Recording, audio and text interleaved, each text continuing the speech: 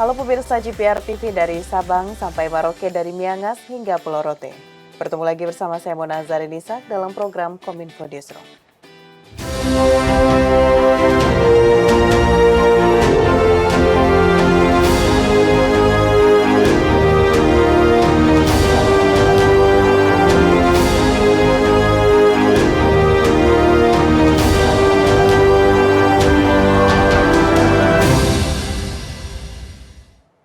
Pemirsa, kita ke informasi pertama. Presiden Joko Widodo kembali mengingatkan menteri-menterinya agar menjaga kondisi pemilu yang hanya tinggal hitungan minggu. Arahan ini disampaikan Presiden dalam rapat Kabinet Paripurna Perdana di tahun 2024 yang berlangsung di Istana Negara Jakarta. Presiden Joko Widodo didampingi Wakil Presiden Maruf Amin memimpin sidang Kabinet Paripurna bersama para jajarannya di Istana Negara Jakarta.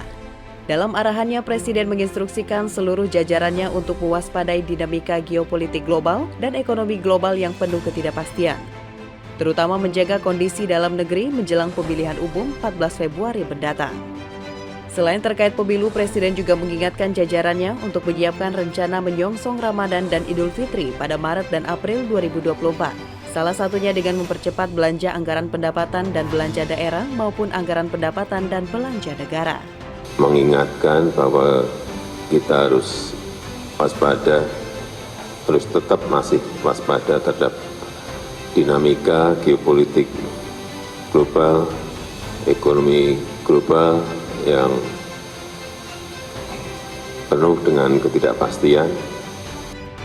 Perlunya kita waspada terhadap perubahan iklim yang kemungkinan bisa mengganggu musim tanam dan panen raya yang telah direncanakan, sehingga hitung-hitungan mengenai kondisi aman cadangan strategis pangan kita betul-betul harus dikalkulasi dengan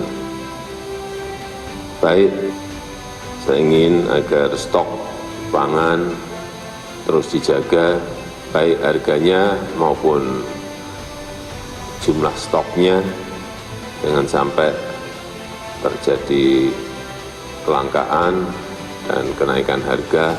Hingga sekali lagi ini perlu betul-betul dipantau di setiap kabupaten, di setiap provinsi, agar stok yang ada bisa kita jaga dan harganya terjangkau masyarakat. Pemirsa, Presiden Joko Widodo pada Selasa 9 Januari 2024 bertolak melakukan kunjungan kerja ke 3 negara, yakni Filipina, Vietnam, dan Brunei Darussalam. Salah satu fokus Presiden Jokowi dalam kunjungan tersebut adalah peningkatan kerjasama dalam bidang perdagangan. Presiden Joko Widodo melakukan kunjungan kerja ke 3 negara, yakni Filipina, Vietnam, dan Brunei Darussalam. Dalam kunjungan tersebut, salah satu fokus Presiden yakni peningkatan kerjasama dalam bidang investasi dan perdagangan. Presiden menyebutkan kunjungan kerja ke Filipina juga dilakukan dalam rangka peringatan 75 tahun hubungan diplomatik Indonesia dan Filipina. Filipina merupakan mitra penting perdagangan Indonesia karena banyak produk alutsista Indonesia yang dibeli oleh Filipina, dan Indonesia juga berinvestasi di Filipina cukup signifikan. Sementara itu, Vietnam merupakan salah satu mitra strategis perdagangan Indonesia yang pencapaian target perdagangannya semakin tahun semakin membaik. Sehingga Presiden Jokowi akan membicarakan target pencapaian untuk perdagangan Indonesia yang lebih baik lagi. Kunjungan di Brunei Darussalam, Presiden akan melakukan pertemuan dengan pengusaha-pengusaha Brunei untuk berinvestasi di Indonesia. Tahun ini juga Indonesia dan Filipina merayakan 75 tahun hubungan diplomatik. Dan Filipina merupakan mitra penting Indonesia. Juga produk alutsista Indonesia banyak yang dibeli oleh Filipina, serta investasi Indonesia di Filipina juga cukup signifikan.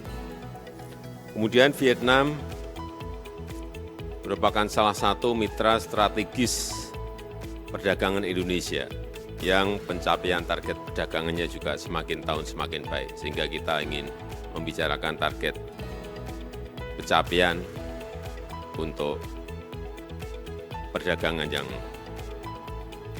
lebih baik lagi. Kita ke informasi lainnya pemirsa, pemerintah saat ini telah memulai mempersiapkan segala hal terkait pelaksanaan peringatan Hari Ulang Tahun ke-79 Kemerdekaan Republik Indonesia yang akan digelar di Ibu Kota Nusantara. Kepala Sekretariat Presiden Heru Budi Hartono menyebutkan salah satu hal yang harus dipersiapkan lebih cepat adalah pasukan pengibar bendera pusaka yang akan melakukan latihan di Jakarta hingga IKN Nusantara.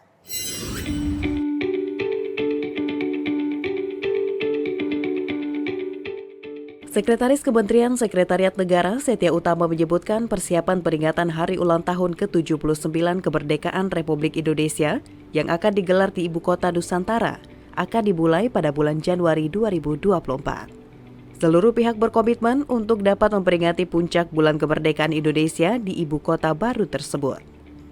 Nah, tadi kami bicarakan, sudah mulai masuk ke detail-detailnya dan kami berkomitmen untuk melakukan semua rangkaian bulan kemerdekaan yang biasanya ada di Jakarta di IKN gitu ya. Jadi memang ada ketentuan-ketentuan yang harus dilaksanakan bahwa penyelenggaranya di IKN dan kita akan lakukan di sana. Tentu saja persiapannya harus dimulai dari sekarang. Di kesempatan yang sama, Kepala Sekretariat Presiden Heru Budi Hartono meminta setiap bidang dalam pelaksanaan HUT RI seperti bidang komunikasi, upacara, sarana prasarana, infrastruktur, agar segera melakukan pembahasan persiapan masing-masing bidang sesuai dengan kondisi di IKN. Tak hanya itu, pasukan pengibar bendera pusaka juga diminta untuk disiapkan lebih cepat daripada tahun-tahun sebelumnya, agar dapat melakukan latihan lebih optimal baik di Jakarta dan juga di IKN Nusantara. Kasetpres menyampaikan pembahasan mengenai akomodasi untuk kebutuhan menginap setiap pihak yang akan terlibat dalam gelaran HUT RI perdana di IKN juga telah dilakukan. Nantinya akomodasi akan tersebar di sejumlah tempat. Membahas terkait dengan kesiapan akomodasi, hotel, dan lain-lain. Termasuk rute, siapa yang menginap di Balikpapan, siapa yang menginap di Samarinda, pick-up-nya bagaimana, lantas nanti menggunakan kendaraan listrik, titiknya di mana itu kita bahas.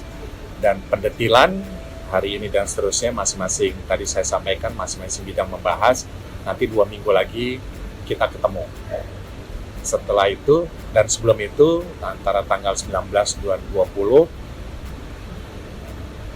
pimpinan-pimpinan tertentu kami akan ke sana untuk membahas detail rute pasukan Paskibra, rute pasukan, kesiapan pasukan inti bagaimana, itu di dalam istana. Kira-kira itu. Presiden Joko Widodo meminta seluruh instansi pemerintah mempercepat penggabungan ratusan aplikasi layanan publik ke dalam satu portal. Portal layanan publik itu nantinya akan terintegrasi melalui pembentukan Government Technology Indonesia bernama Indonesia Digital.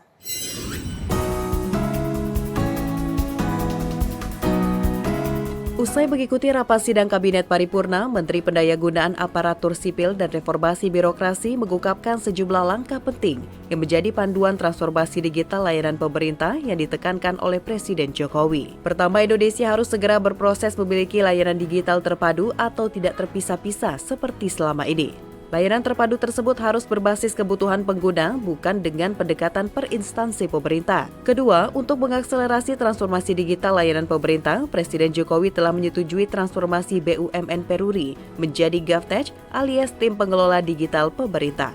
Ketiga, Presiden Jokowi menekankan perlunya kerja kolaboratif di semua lini. Keempat, adalah perlindungan data pribadi dan yang kelima, langkah teknis awal dengan 9 layanan prioritas yang akan dikonsolidasikan, di antaranya layanan pendidikan, kesehatan, bantuan sosial, kepolisian, digital ID, digital payment, dan layanan aparatur negara. Targetnya ini kita punya lini maksud 3-4 bulan ini akan segera diintegrasikan. Dan Presiden memerintahkan semua kabupaten kota dalam 3-4 bulan mengintegrasikan ratusan aplikasinya ke dalam satu portal layanan umum. Kesimpulannya, kalau sebelumnya Presiden atau pemerintah telah meresmikan banyak jalan tol, termasuk kereta tercepat di ASEAN, dan kali ini pemerintah secara resmi meresmikan jalan tol pelayanan publik yaitu melalui GovTech Indonesia di 9 layanan prioritas. Pemirsa, usai jeda pariwara, kami akan kembali dengan informasi lainnya. Tetaplah bersama Kominfo Newsroom.